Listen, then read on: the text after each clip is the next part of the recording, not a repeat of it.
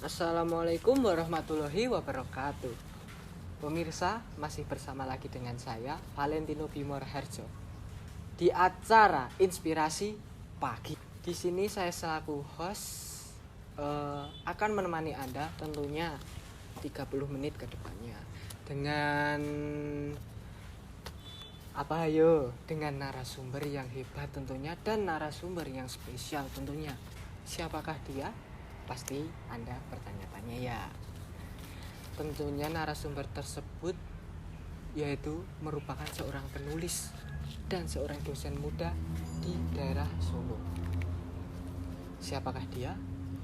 Apakah Anda bertanya-tanya siapakah dia?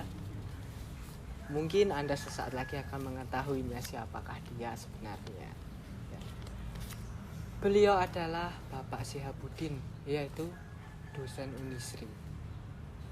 Beliau adalah seorang dosen muda sekaligus penulis buku dan sudah menerbitkan beberapa bukunya yang sudah terkenal.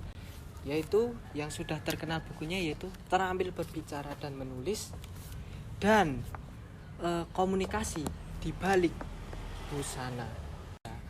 Mungkin untuk selanjutnya langsung saja kita sambung. Ini dia Bapak Syihabuddin. Ada fakta menarik nih tentang Pak Syihab. Menjadi dosen muda tentunya sekaligus menjadi penulis buku nggih Pak Syihab. Ya, betul sekali. Buku apa saja yang sudah ditulis oleh Pak Syihab itu, Pak?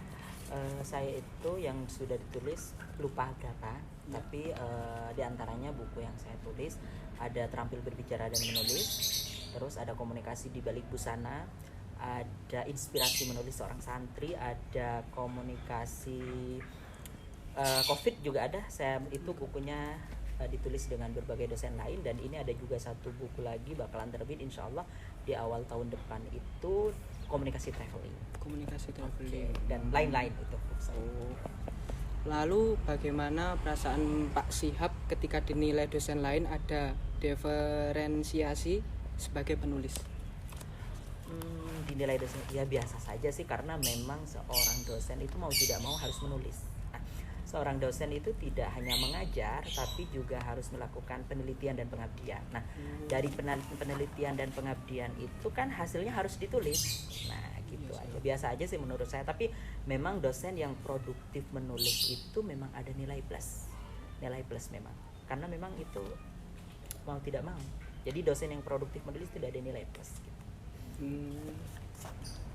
Baik. Contoh dari buku ini kok yang saya cari di Google itu cuma ada 2 ini saja ya Pak. Itu kan Pak Syihab sudah meluncurkan beberapa buku nggih lebih dari 2 ini. Ya. Kok yang saya cari di Google itu cuma ada yang 2 ini? Itu bisa dijelaskan Pak? Nah, karena menulis itu kita menerbitkan buku itu tergantung dari niat apa ya intinya.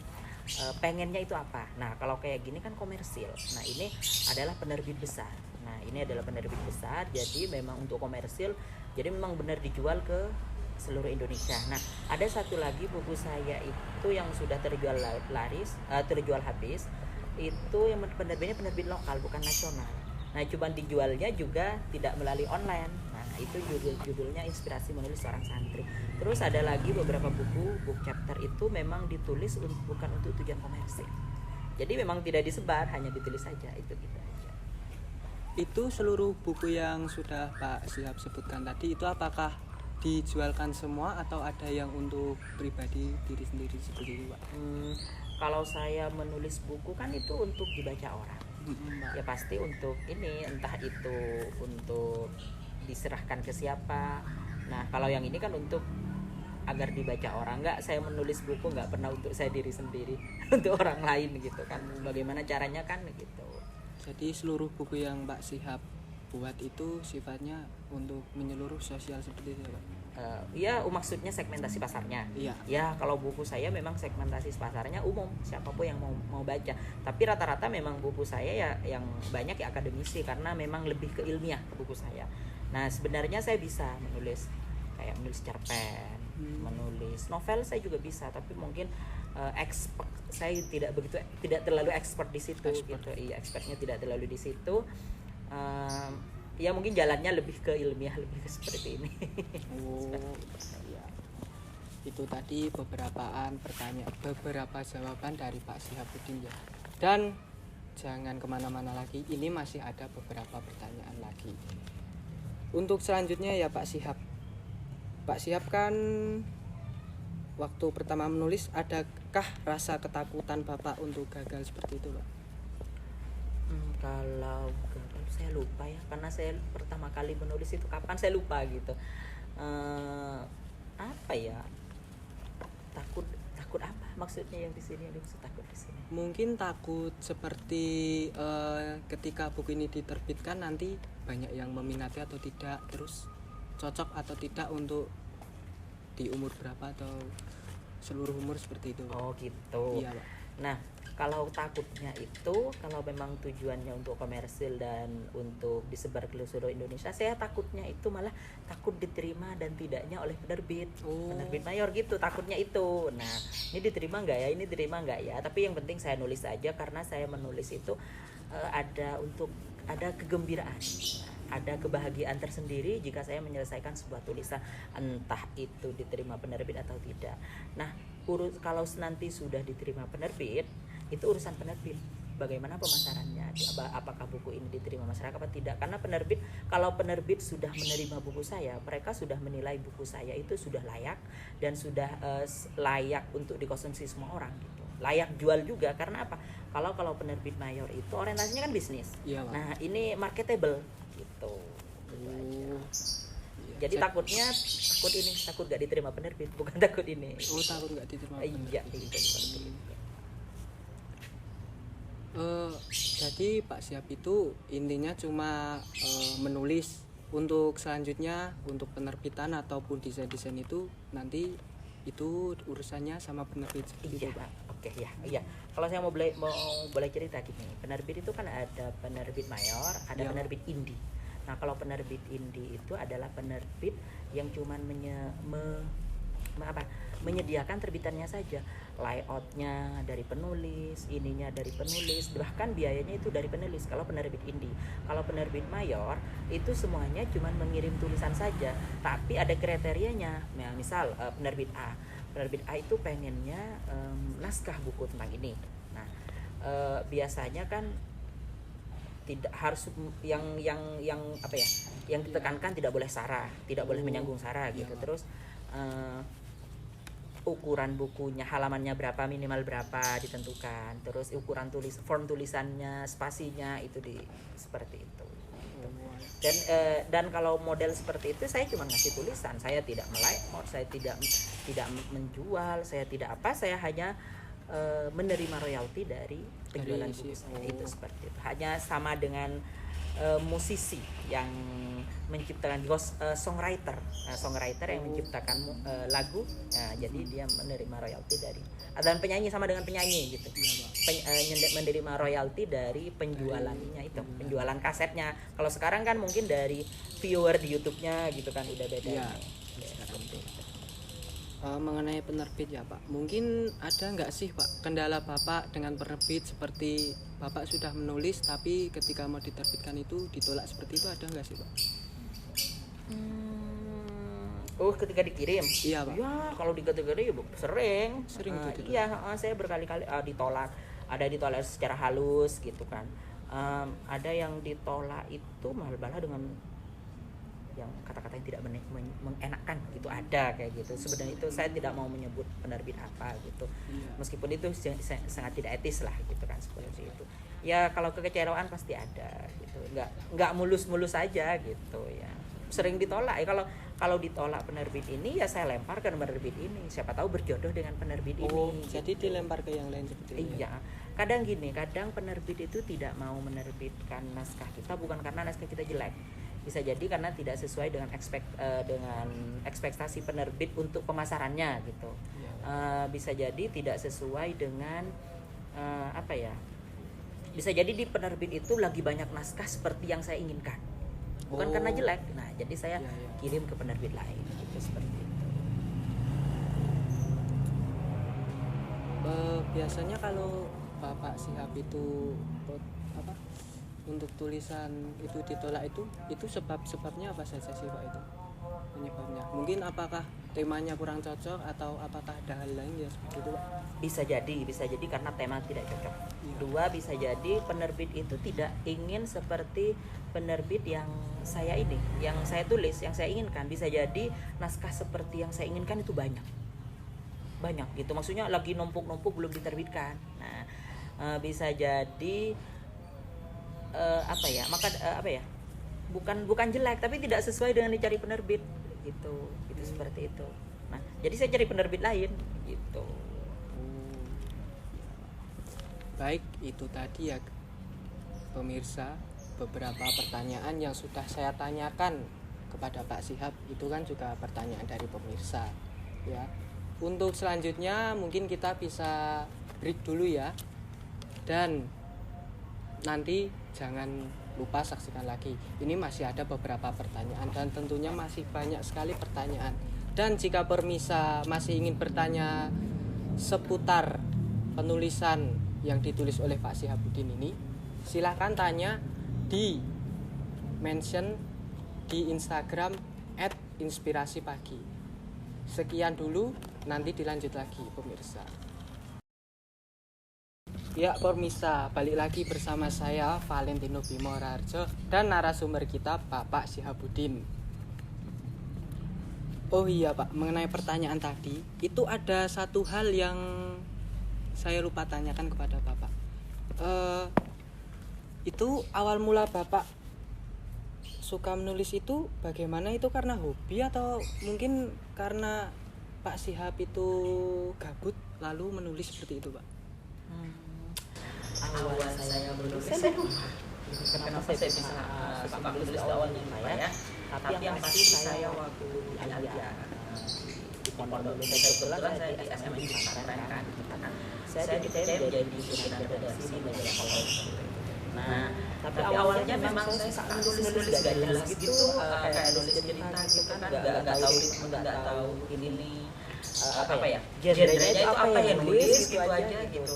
Nanti kayak jadi akhirnya saya jadi menulis dan mulai menemukan ini tulisan ini, terus itu dari situ saya belajar.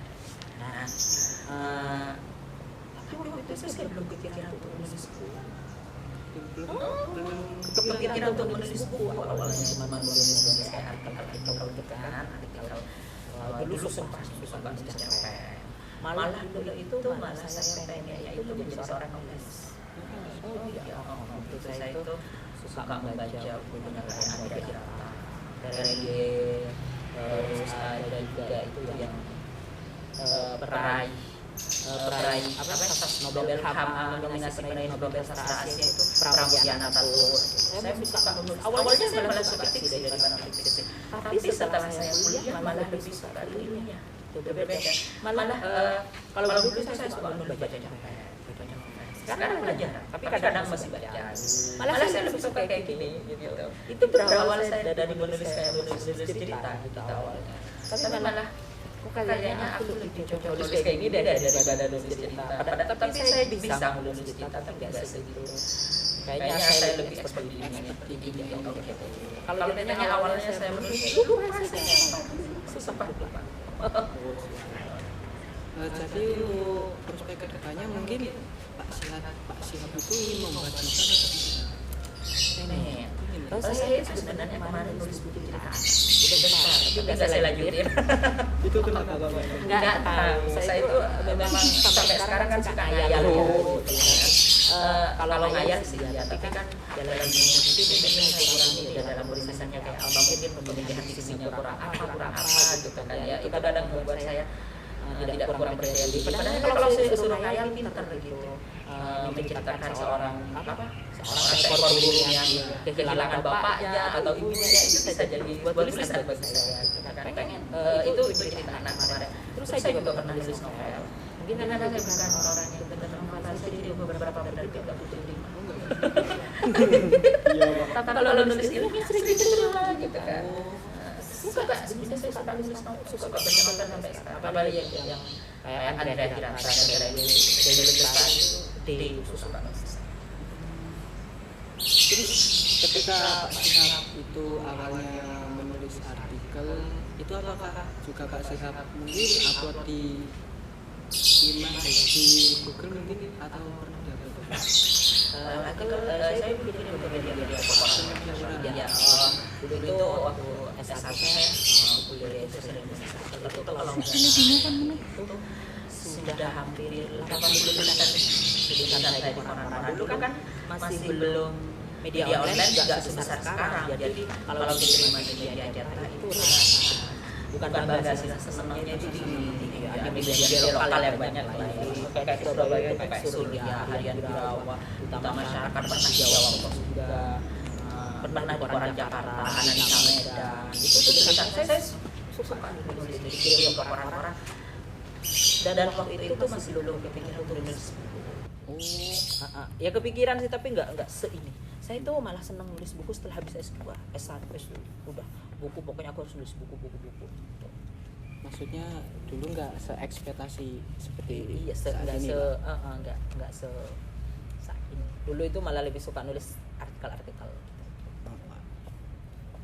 Ya, ini mungkin ya pemirsa contoh buku yang sudah ditulis dari Pak Syihabuddin ya.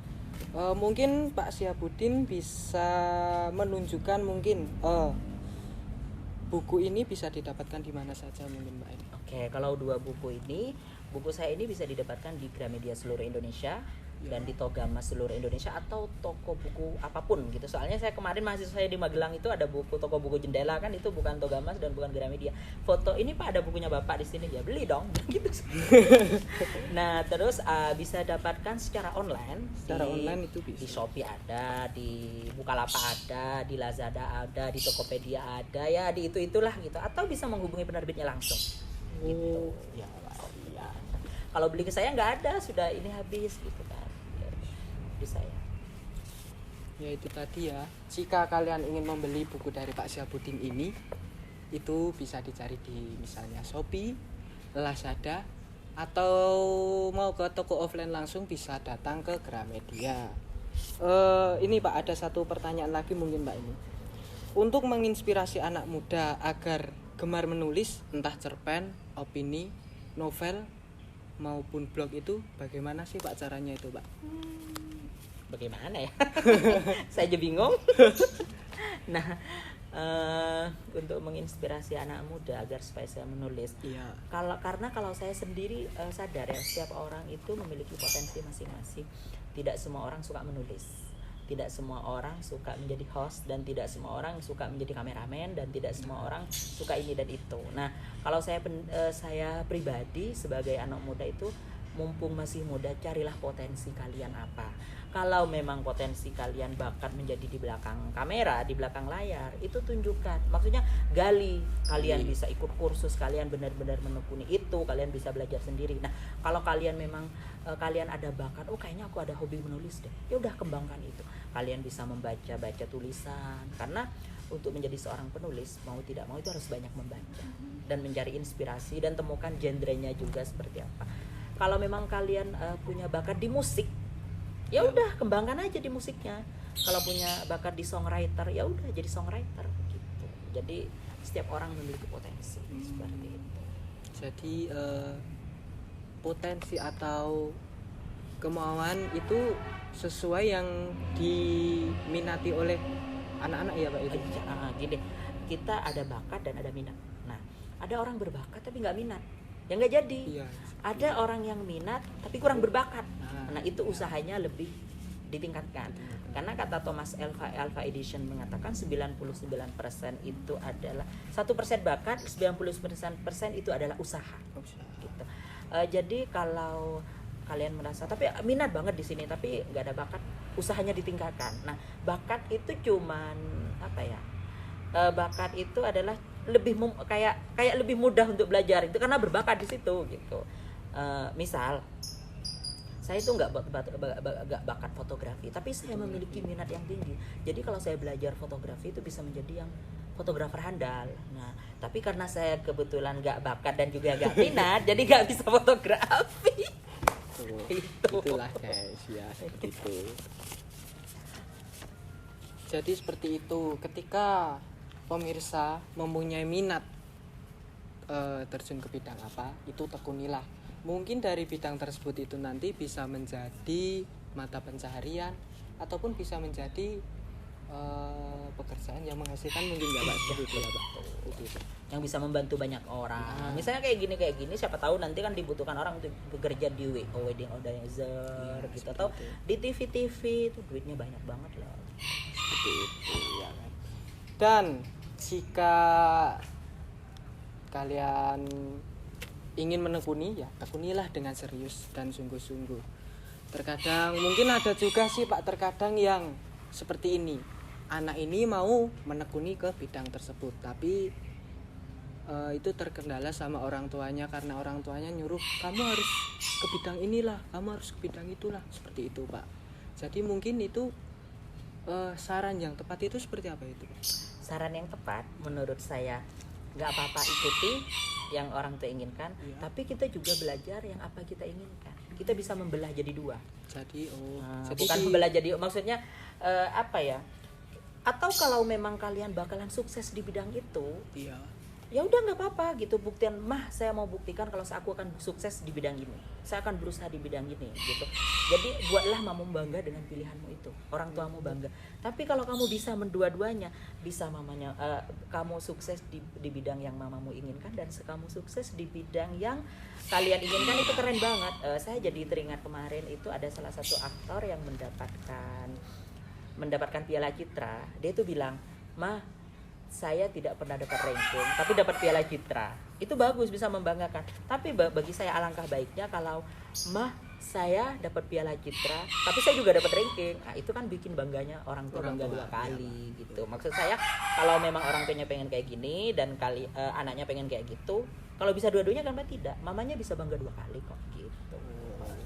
Jadi itu Kalau bisa sih. intinya tuh dua-duanya itu kalau kita belajar semua itu sama-sama menguntungkan ya Pak, intinya Iya, seperti itu ya Pak. intinya nggak ada ilmu kebuang, nggak ada ilmu basi gitu, semuanya pasti bermanfaat untuk kita. Ya, itu dia pertanyaan tadi, beberapa pertanyaan yang sudah saya tanyakan kepada Pak Syihab. Mungkin acara ini sudah selesai karena waktu kita pun sudah selesai juga ini ya guys ya. Pemirsa, waktu kita menemani pemirsa telah habis. Tak lupa kami ucapkan terima kasih kepada Pak Syihabuddin Ya, sama-sama. dan juga pemirsa yang sudah menyaksikan mungkin ya. Itu seputar perkataan dari host. Mungkin bila ada perkataan yang salah maupun ada perkataan yang jorok mungkin itu bisa dimaafkan ya pemirsa. Sekian itu saja. Mungkin saya sebagai host mau undur diri. Sekian ya, saya akhiri. Billahi taufik wal hidayah. Wassalamualaikum warahmatullahi wabarakatuh. Waalaikumsalam.